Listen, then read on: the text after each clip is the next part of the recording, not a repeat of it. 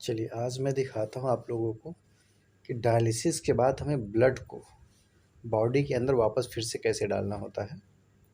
तो देखिए आप ये देख रहे हैं आर्टरी वाला जो हिस्सा होता है हमें उसे सलाइन में कनेक्ट कर देना है। ये देखिए ये सलाइन में कनेक्ट हो गया है ना। लॉक खोल दीजिए अब सलाइन का भी कैप और पंप को ऑन कर दीजिए। तो अब ये क्या करेगा, सलाइन के माध्यम से ब्लड को अंदर करेगा धीरे धीरे। अच्छा, जब भी ब्लड को इन करना हो आप लोगों को एक चीज़ ध्यान देना है, पंप का जो स्पीड है वो हमें कम रख लेना है, जिससे कि कभी कभी क्या होता है कि कुछ गलतियाँ या फिर और भी चीज़ें होती हैं। तो प्रेशर जितना कम होगा, अगर कभी कभी कुछ जैसे नल के लीक होने का और कभी कभी और भी कई कंप्लेनें होती है, तो जिससे जितना हो जाए स्पीड हमें कम से कम लेना है। तो हम 200 की स्पीड में ब्लड को इन करते हैं।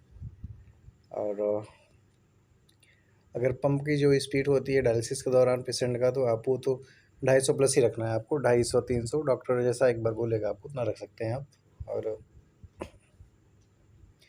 हर पेशेंट को डायलिसिस निकालते समय आपको देखिए मल्टीविटामिन का मैंने जो इंजेक्शन दिया था अभी, तो वो लगता है लोगों को, तो आप ट्यूबिंग में भी वहाँ पे कनेक्टर दिया हुआ होता है, उसी के माध्यम से आप अंदर डाल सकते हैं ना।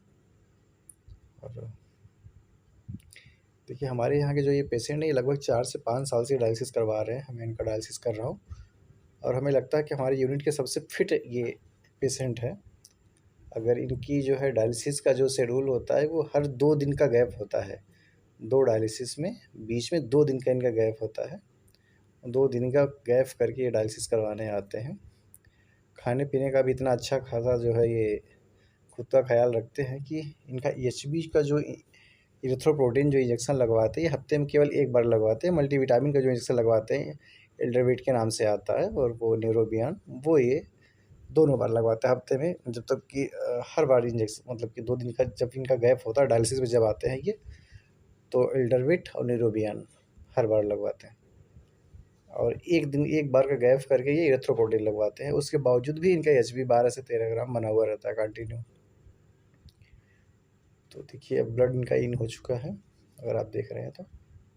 अब देखिए अब ट्यूबिंग डायलिसिस इनका जो है डिस्कनेक्ट हो चुका है इनके पास से। अब इसको आप चाहे तो, अगर सिंगल यूज है तो फेंक दीजिए आप, और मल्टी यूज है तो आप धुलने के लिए रख लीजिए, है ना।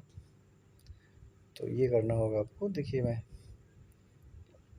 उसके बाद आप गुल्ला बना हुआ रहता है, क्योंकि गुल्ला आपको बनाना पड़ता है कॉटन और बैंडेज का, क्योंकि प्रेशर ज़्यादा होता है। या तो फिर ऐसे कर दीजिए, गुल्ला आपको बना करके उससे थोड़ी देर जो है बेल्ट होता है दबाना होता है। बड़े बड़े सेंटरों में मैंने देखा है कि गुल्ला लगाने के बाद थोड़ी देर उसको पकड़ के रखते हैं 5 से 7 मिनट, और टेक्नीशियन उसे खुद से बंद करता है।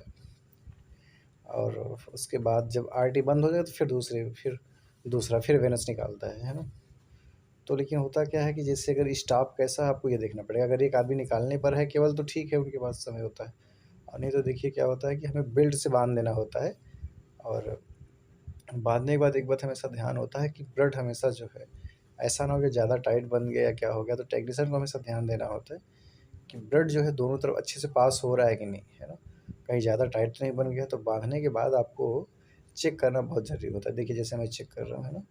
हाँ, तो पता चलता है ब्लड इधर से उधर दोनों तरफ पास होना चाहिए, है ना। इतना हमें टाइट नहीं बांधना है कि ब्लड का जो है वहाँ पे सर्कुलेशन रुक जाए। और चलिए ये आप देख रहे हैं, देखिए अभी ये वेनस मैंने इनका निकाल दिया है अभी। वेनस निकालेंगे, निकालने के बाद आपको जब भी निकालिए एक बार फिस्कुला चेक कर लीजिए, है ना। देखिए वेनस इनका निकल चुका है अब। और जब भी आप फिस्कुला रीड निकालने के बाद इतना ध्यान दें कि आपको फिस्कुला अच्छे से चेक करके, है ना, उसके बाद बेल्ट को अच्छे से नॉर्मल जो है टाइट रखना है, ठीक।